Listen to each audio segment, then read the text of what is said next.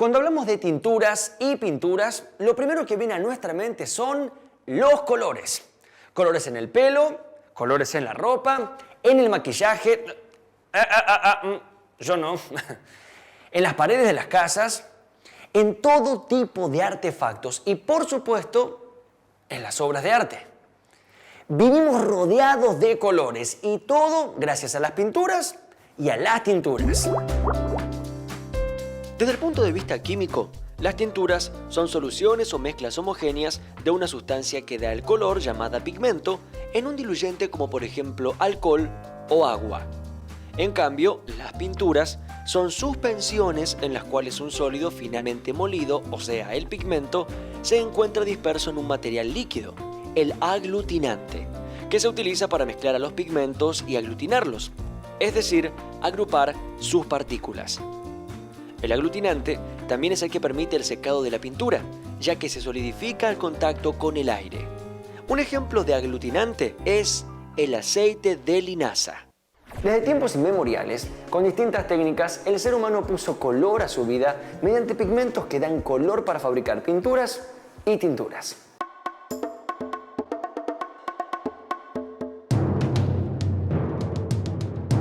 Unos 15.000 años antes de Cristo, los primeros pigmentos utilizados en pinturas artísticas y decorativas fueron el óxido de hierro, el carbón y otros polvos obtenidos por pulverización de rocas. En las pinturas prehistóricas, varios miles de años antes de Cristo, los colores se utilizaban directamente o se mezclaban con agua o con grasa. Hacia el 6000 a.C., los chinos mezclaban pigmentos orgánicos con sustancias minerales y usaban clara de huevo, goma arábiga, cera de abejas y gelatina como ligantes. Los antiguos egipcios, los griegos, los romanos, los incas y los antiguos mexicanos conocían un pigmento azul que se extrae de la planta del añil. En el 1500 a.C., los egipcios usaban índigo y otros pigmentos vegetales para hacer tinturas rojas y azules. Para preparar suspensiones, es decir, mezclas heterogéneas que a simple vista parecen homogéneas, se mezclaban estos pigmentos con ligantes. De esta manera, los egipcios fabricaban las pinturas que empleaban para escribir y dibujar imágenes sobre trozos de papiro. También, alfareros griegos, peruanos y mexicanos usaban esta técnica para preparar las pinturas con las que decoraban vasijas de arcilla una vez cocidas. Durante la Edad Media, los artistas pintaban sobre tablas de madera. Las cubrían con capas de yeso y pegamento para dejarlas lisas y sin nudos. Y a estas obras se las llaman retablos.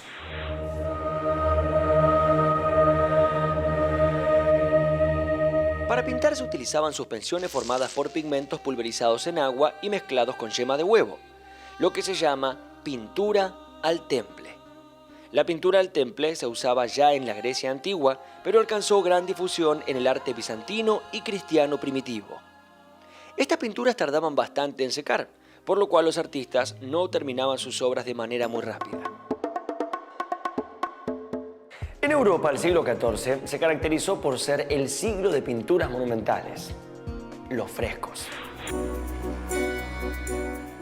En esta técnica pictórica, unos aprendices preparaban el enlucido, una mezcla heterogénea de cal, arena y polvo de mármol con la que se recubrían las paredes. Mientras tanto, otros fabricaban los colores pulverizando los pigmentos y mezclándolos con huevo o con leche de higuera. El nombre de fresco se debe a que la superficie sobre la cual trabajaba el pintor se mantenía húmeda durante un día.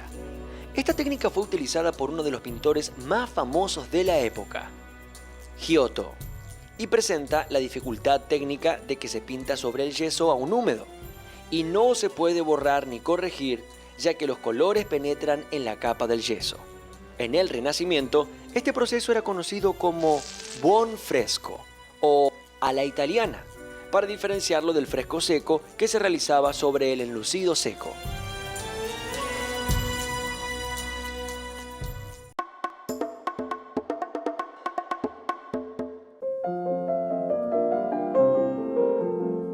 La pintura al temple cumplía a la perfección las exigencias de los pintores europeos de los siglos XIV y XV, pero durante este último siglo surgió la demanda de un nuevo tipo de imágenes que no se podían lograr con la técnica del temple al huevo ni con ninguno de los otros medios usados entonces. Y así, comenzaron a usarse nuevos materiales, junto con el perfeccionamiento de los antiguos para lograr estos efectos. Hacia 1400 empezó a difundirse en Europa la técnica de pintura al óleo, en la cual el pigmento se mezcla con aceite. Durante el siglo XVI, los materiales y procedimientos de la pintura al óleo se desarrollaron lo suficiente como para que los maestros italianos pudieran explotar plenamente sus efectos, y en el siglo XVII su empleo ya estuvo completamente difundido. Para fabricar los colores al óleo, se mezclaban los pigmentos con aceite y una esencia diluyente vegetal, formando así una suspensión de consistencia pastosa. El óleo permite superponer varias capas de pintura, ya sea diluida y transparente o pastosa y densa. Es un tipo de pintura que ofrece la ventaja de secar relativamente despacio, con poca alteración del color, lo que permite igualar, mezclar o degradar los tonos y hacer correcciones o retocar con facilidad. El pintor no está limitado a las pinceladas lineales, sino que puede aplicar veladuras, aguadas, manchas, vaporizaciones o empastes, que son pigmentos muy espesos. El artista es libre de cambiar y de improvisar sin verse restringido a un dibujo preparado de antemano. El óleo permite obtener efectos de gran riqueza con el color, los contrastes tonales y el claroscuro. La técnica tradicional de pintura al óleo es por etapas. En primer lugar, se bosqueja el dibujo sobre la preparación a lápiz o a carboncillo o con pintura diluida en trementina, que es un diluyente vegetal. Después, se rellenan las amplias zonas de color con una pintura fluida y se va refinando y corrigiendo sucesivamente con pintura más espesa, a la que se añade óleo y aceite.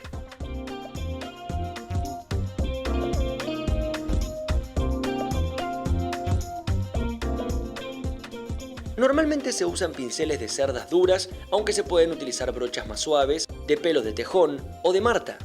También se pueden emplear una paleta o espátula ancha y flexible, o los dedos. Pero no solo se utilizan suspensiones para las obras de arte, también se utilizan mezclas homogéneas y sustancias como por ejemplo el grafito, que constituye la mina del lápiz, la carbonilla, que no es otra cosa que un trozo de madera carbonizada, y el pastel, que es una mezcla homogénea formada por pigmentos y goma arábiga que le da la consistencia pastosa. En el siglo XX, la pintura tuvo un gran desarrollo tecnológico debido a la fabricación de pigmentos y ligantes derivados del petróleo. De este avance se permitió la obtención de las pinturas acrílicas, más resistentes a la corrosión y al calor, menos inflamables y de fácil aplicación y limpieza, porque son diluibles en agua. Estas pinturas se inventaron hace aproximadamente 50 años. Son muy resistentes y no se alteran con los cambios de temperatura y humedad. Sus pinceladas se secan rápidamente y tienen colores intensos y luminosos. En el afán por conseguir más y mejores colores y texturas, los artistas de este siglo utilizan los pigmentos modernos, pero sin abandonar los anteriores.